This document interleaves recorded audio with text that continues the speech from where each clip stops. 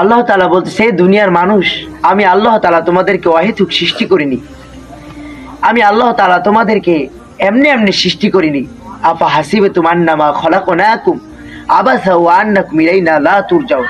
হে দুনিয়ার মানুষ, আমি আল্লাহ তাআলা তোমাদেরকে অহেতুক সৃষ্টি করিনি। আল্লাহ কেন সৃষ্টি করছে? আল্লাহ বলতেছে, ওয়ামা খলাকতুল জিন্না ওয়াল ইনসা ইল্লা লিয়াবুদুন। এই দুনিয়ার মানব জাতি, এই মানুষগুলো আল্লাহর ইবাদত করবে। এজন্য আল্লাহ তাআলা আমাদেরকে সৃষ্টি করেছে। এজন্য আমাদের সর্বসময় প্রত্যেকটা কাজে আমাদের মালিককে স্মরণ করা। আমরা যে নিয়ামত পেয়েছি, এই যে রাত্র দেখতেছেন, এই যে আমি রাত্রেবেলা এখন কথা বলতেছি কত সুন্দর ফুলের পাশে দাঁড়িয়ে, এটাও তো আল্লাহর একটা নিয়ামত, বিশাল বড়। কারণ আল্লাহ বলছে, তোমাদেরকে রাত্রটা দেওয়া হয়েছে। আমি আল্লাহ তাআলা যদি রাত্রকে না দেই, কেউ দিতে পারবে না।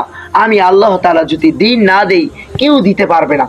এজন্য আমাদের এই রাত্র, এই দিন, এগুলো সবই আল্লাহ তাআলার নিয়ামত।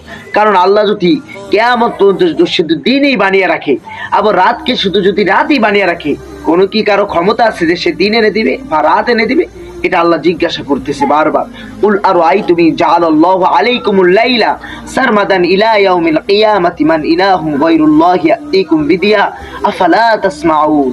আল্লাহ তাআলা আবার বলতেছে, কুল আরাআইতুম জাআলাল্লাহু আলাইকুমুন নাহার সারমাদান ইলা ইয়াউমিল কিয়ামাতি মান ইলাহুম গায়রুল্লাহ ইয়াতিকুম বিলাইলিন তাসকুনুনা ফিহা ফালা তুবসিরুন। হে দুনিয়ার মানুষ, আমি আল্লাহ যদি শুধু দিনকে দিনই বানিয়ে রাখি, রাতকে যদি শুধু রাতই বানিয়ে রাখি, কেউ কি দিনকে আবার রাত এনে দিতে পারবে? আবার রাতকে কি কেউ দিন এনে দিতে পারবে? এটা আল্লাহ তাআলা দুনিয়ার মানুষদেরকে বলতেছে, আমি কি তোমাদের মালিক নয়?